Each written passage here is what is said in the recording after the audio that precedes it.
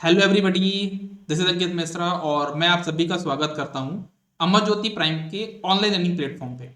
हम लोग यहाँ पे पढ़ रहे हैं क्लास 10th का साइंस, जो कि एक चैप्टर आपका चैप्टर नंबर 12 इलेक्ट्रिसिटी, या फिर इसको फिजिक्स का ही पार्ट बोल सकते हैं इलेक्ट्रिसिटी। ये पार्ट 4 है। इसके पहले हम लोग पार्ट 1, पार्ट 2, पार्ट 3 पढ़ चुके हैं। जो भी हमारी इलेक्ट्रिसिटी से रिलेटेड जो भी बेसिक चीजें थी वो हम लोग कवर कर चुके हैं। तो चलिए विदाउट एनी डिले हम इस पार्ट को स्टार्ट करते हैं।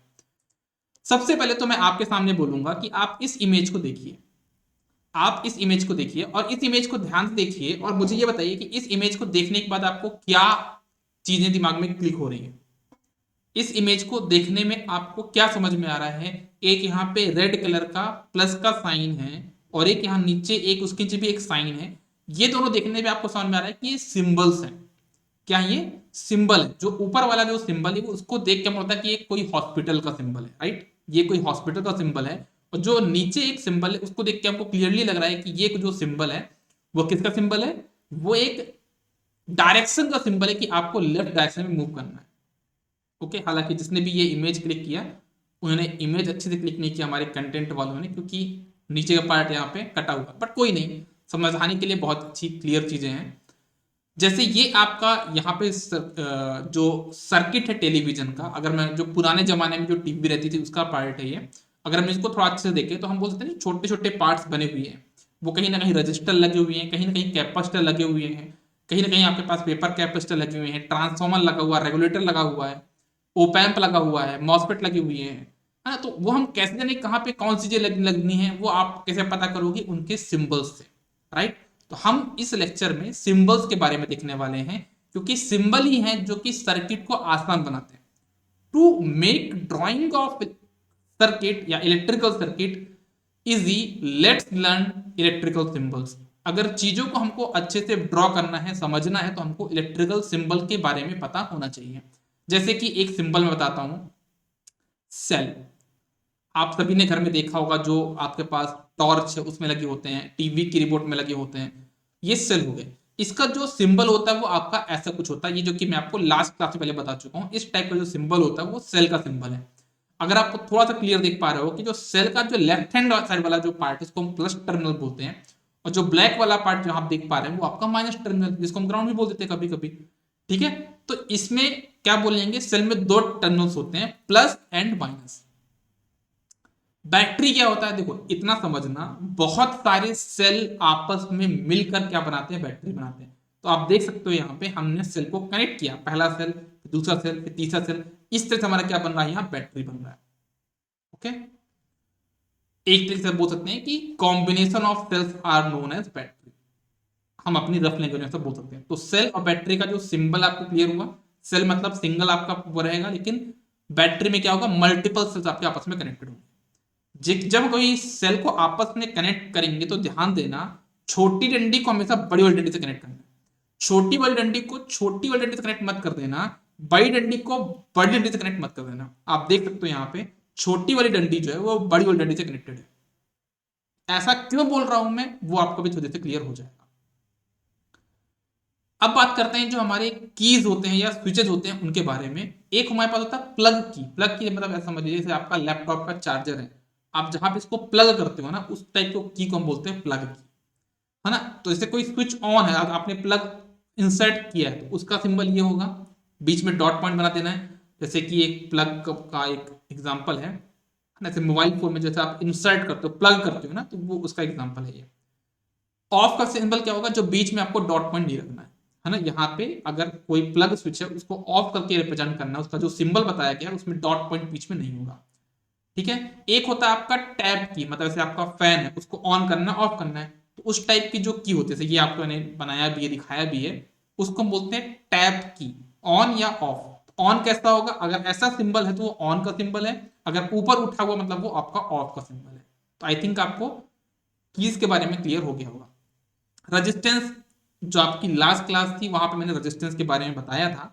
जो जिगजैग जिगजैग टाइप का जैसा बनता पाथ बनता है उसको हम बोलते हैं रजिस्टेंस, जो कि आपका यहाँ पे बना हुआ है। एक होता है वेरिएबल रेजिस्टेंस। वेरिएबल रेजिस्टेंस को हम वेरिएस्टर भी बोलते हैं, या फिर आगे जब आप कभी पढ़ोगे तो उसको हम क्या बोलते हैं? रियोस्टेट भी बोलते हैं। ठीक है ना? तीन नाम बताए मैंने, वेरिएबल रजिस्टर, या फिर हम इसको वेरिएस्टर भी बोलते हैं, या फिर हम इसको रियोस्टेट भी बोलते हैं। आगे चल के आप पढ़ोगे इसको। तो इसमें क्या करना है कि आपको रेजिस्टेंस तो बनाना है और बीच में से एक एरो ड्रॉ कर देना एस टाइप का। तो इसको हम बोलते हैं आपका वेरिएबल रेजिस्टर। एक होता है आपका वेरिएबल नोन रेजिस्टेंस। अगर ऐसा बोला जाए तो आप इसको ऐसा समझ लीजिए कि जो रेगुलेटर्स होते हैं, है ना, उसी को हम बोलते हैं आपका वेरिएबल नोन रेजिस्टेंस। जैसे कि आप ये मान लीजिए कि इस टाइप का जो रेगुलेटर्स होते हैं ना, ये हमारे क्या है, आपके वेरिएबल नोन रेजिस्टेंस है। जैसे कि मिक्सी में 1 2 3 4 वाला रहता है, एसी मशीन में रहता है ना आपके 1 2 3 करने वाला रेगुलेटर रहता है। ठीक है, अब बात हम करते हैं मेजरिंग इंस्ट्रूमेंट्स की। मेजरिंग इंस्ट्रूमेंट की टोटल 3 चीजें होती है। एमीटर जो कि करंट को मेजर करता है, वोल्ट मीटर जो कि वोल्टेज को मेजर करता है, और एक होता है गैल्वेनोमीटर जो कि जीरो करंट मेजर करने के यूज में होता है। जीरो करंट बताने के लिए हम उसको यूज करते हैं। तो 3 चीजें हो गई। पहला एमीटर, ये आप देख सकते हो एमीटर, ये आपका इसका सिंबल हो गया। ठीक है, होता है वोल्ट मीटर, ये इसका सिंबल हो गया। फिर एक होता है गैल्वेनोमीटर जो कि सेंटर जीरो होता है, मतलब उसका जो जीरो पॉइंट होगा बीच में होगा, डायग्राम में देख सकते हो आप लोग यहाँ पे जीरो उसका बीच में है, लेफ्ट में नेगेटिव रीडिंग है और राइट में आपकी पॉजिटिव रीडिंग्स है। और इसका जो मेन यूज हम करते हैं वो जीरो करंट आइडेंटिफाई करने के लिए करते हैं। और कहां पे यूज करते हैं आगे चल के पता चलेगा। जब कभी हम लोग ब्रिज बनाते हैं तो ब्रिज में जो बीच वाला एलिमेंट होता है उसमें हम करंट जीरो चाहते हैं, और करंट जीरो पता करने के लिए इसमें करंट जीरो है या नहीं, मतलब ब्रिज बैलेंस है या नहीं, हम गैल्वेनोमीटर का यूज करते हैं। कभी कोई पूछे गैल्वेनोमीटर का यूज कहां पे होता है तो बता देना, ब्रिज में जीरो करंट, ब्रिज को बैलेंस बनाना है, ब्रिज को बैलेंस बनाना है, तो बैलेंस बनाने के लिए बीच वाले एलिमेंट में करंट जीरो होनी चाहिए। और करंट जीरो हम कैसे आइडेंटिफाई करेंगे, गैल्वेनोमीटर का यूज करेंगे। तो गैल्वेनोमीटर कहां पे यूज होता है आपका, ब्रिज में यूज होता है। ये गैल्वेनोमीटर का आपका सिंबल हो गया। ठीक है, जैसे एक ये सिंबल है, इसको हम बोलते हैं अ वायर जॉइंट। जहां पे एक वायर जा रही है, एक नई वायर को यहां पे लाके अपने ऐड कर दिया, इसको बोलते हैं अ वायर जॉइंट। उसका सिंबल ये है, यहां पे मैंने दिखाया है वायर जॉइंट क्या होता है। एक होता है आपका क्रॉस ओवर। इसका मतलब ये कि एक वायर जा रही है, उसके ऊपर से दूसरी वायर चली गई है, मतलब बीच में इनका कोई नोड नहीं बन रहा है, यहां पे बीच में आपको कोई कॉन्टेक्ट नहीं बना रहे हैं, है ना, ये बात समझिएगा। इसको हम बोलते हैं क्रॉस ओवर या फिर वायर क्रॉसिंग। जैसे कि ये एक रेड कलर की वायर है, एक ब्लैक कलर की वायर है, दोनों एक दूसरे के ऊपर से जा रही हैं, आपस में कोई कांटेक्ट नहीं बना रही हैं, इसको हम बोलते हैं क्रॉसिंग। ठीक है, ये जो सिंबल है ये एक बल्ब का सिंबल है, इलेक्ट्रिक बल्ब का एक सिंबल है, ये जो आप देख सकते हो यहाँ पे। तो ये मैंने आपको कुछ जो बेसिक बेसिक सिंबल्स होते हैं उनके बारे में मैंने आपको यहाँ पे बताया।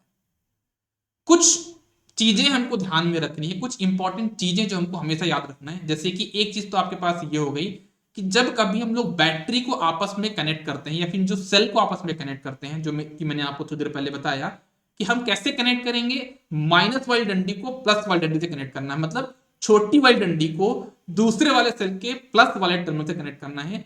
या फिर आप इसको ऐसा भी सोच सकते हो कि घर में आपके पास जो टॉर्च वगैरह होंगे ना, उसको खोल के देखना, जब उसमें आप सेल लगाते हो तो कैसे लगाते हो, आपका जो नीचे वाला जो हिस्सा है, जो मतलब जो सेल है, उसका जो बॉटम वाला हिस्सा है वो किससे कनेक्ट होगा, दूसरे वाले सेल के अपर वाले हिस्से से कनेक्ट होगा, मतलब जो माइनस वाला पार्ट है वो दूसरे सेल के प्लस वाले पार्ट से कनेक्ट होगा।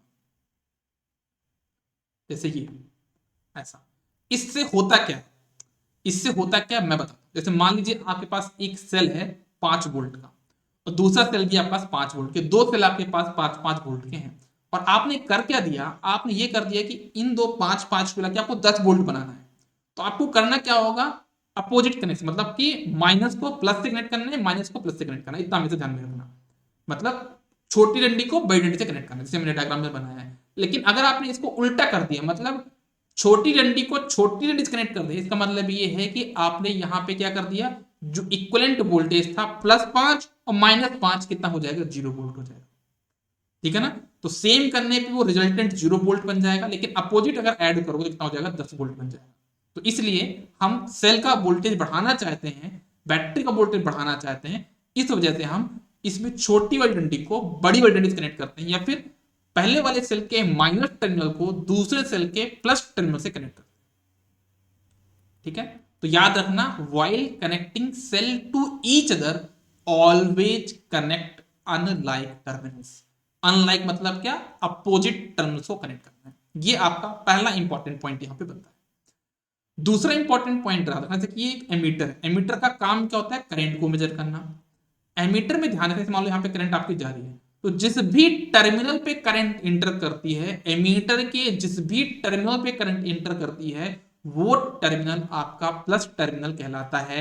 जहां से करंट लीव करती है वो टर्मिनल आपका माइनस टर्मिनल कहलाता है। ये बात ध्यान रखिएगा। ये एमीटर है, करंट इंटर कर रही है, करंट लीव कर रही है, जहां पे इंटर कर रही है वो प्लस टर्मिनल, जहां से लीव कर रही है वो माइनस टर्मिनल।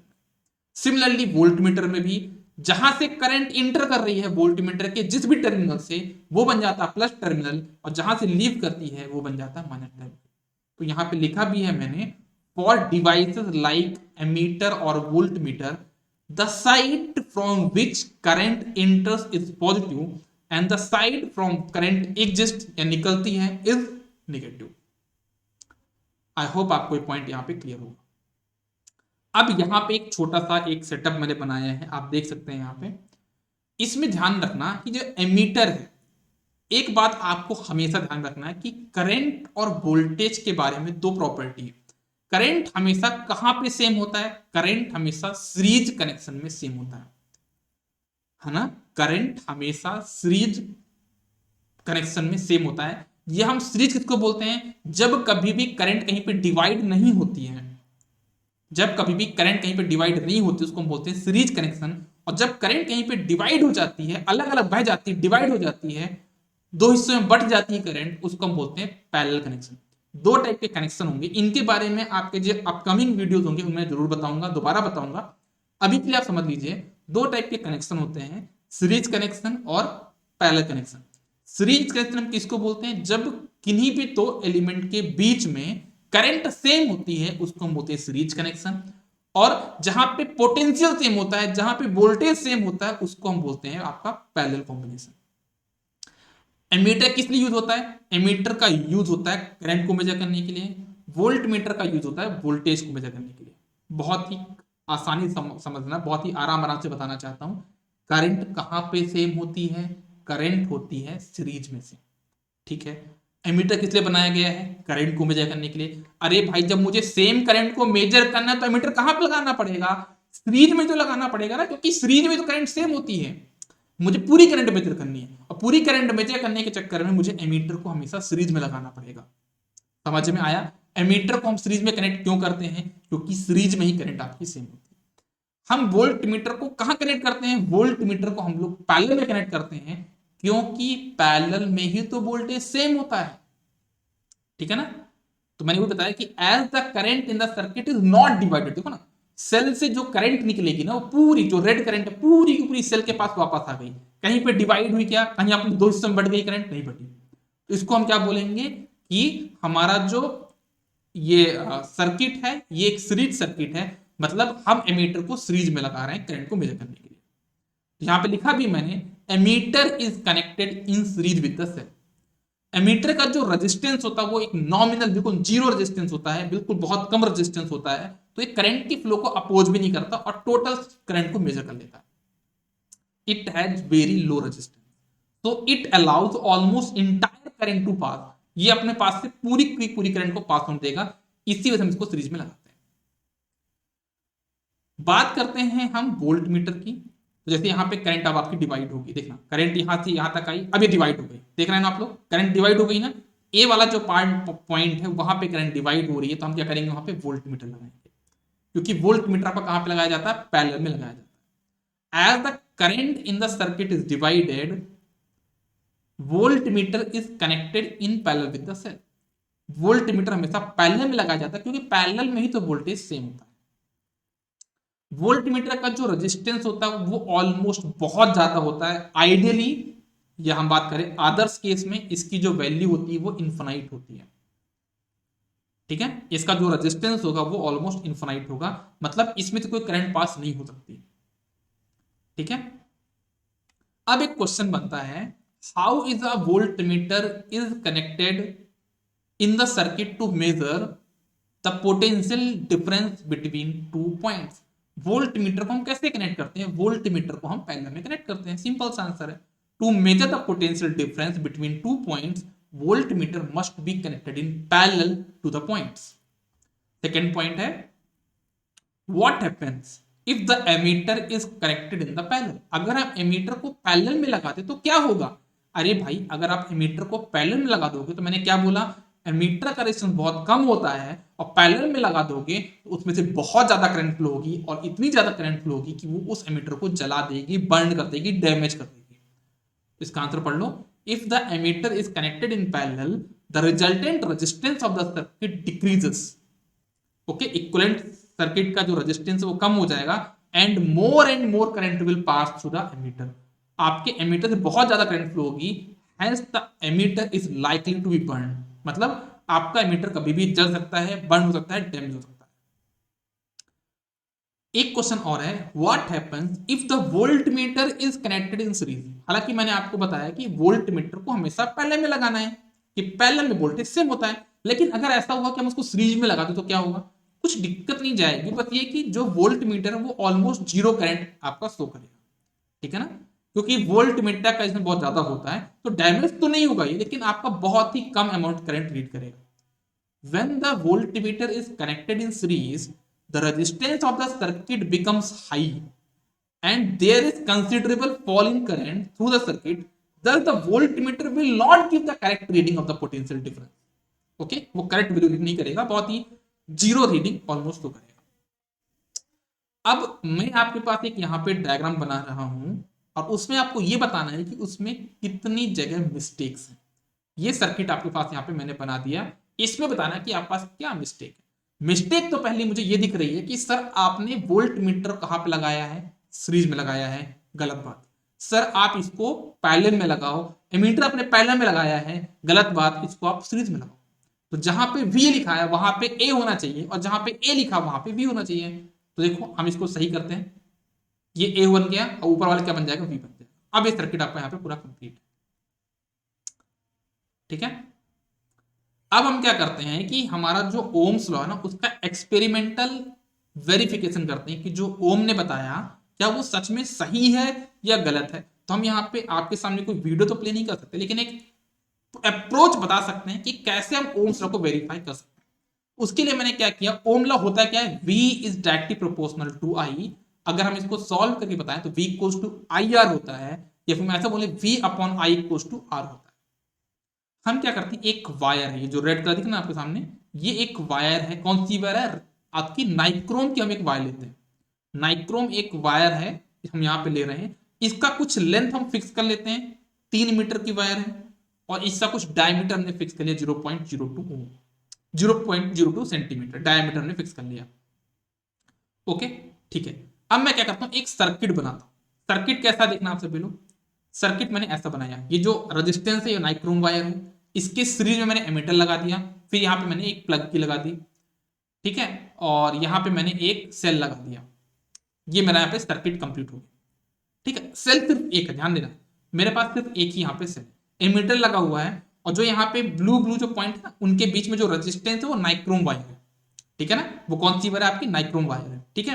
वो मैंने उसका सिंबल बना दिया, और इसके पैरेलल में नाइक्रोम वायर के पैरेलल मैंने एक वोल्टमीटर लगा दिया। अब क्या किया मैंने, ध्यान से समझना, एक चार्ट बनाऊंगा मैं यहाँ पे।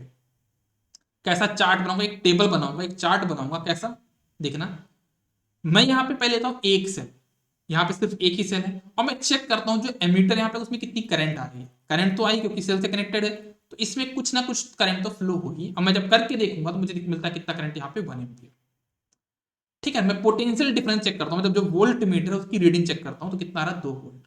According to Ohm's law V upon I कितना हो जाएगा? 2/1 कितना आ जाएगा? 2 ओम। अब मैं क्या करता हूँ, यहाँ पे जो नंबर ऑफ सेल्स को मैंने बढ़ा दिया, 2 सेल लगा दिए। जब 2 सेल लगा दिए तो मैं ये पाता हूँ कि जो करंट है वो बन जाती है आपकी 2 एम्पियर, और जो वोल्ट मीटर था जो पहले 2 वोल्ट शो कर रहा था अब वो बन जाएगा 4 वोल्ट।